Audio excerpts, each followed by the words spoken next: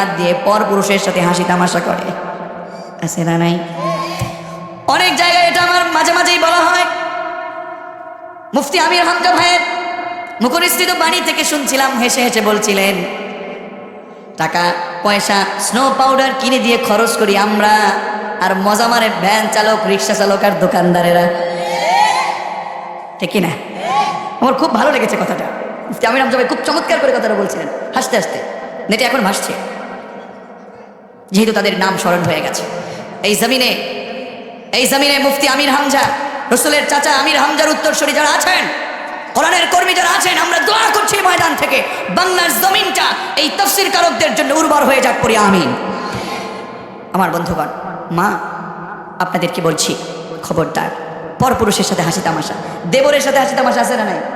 অথচ বিশ্বনবী বলেছেন এটা মালাকুল মউতের ন্যায়। আর আপনারা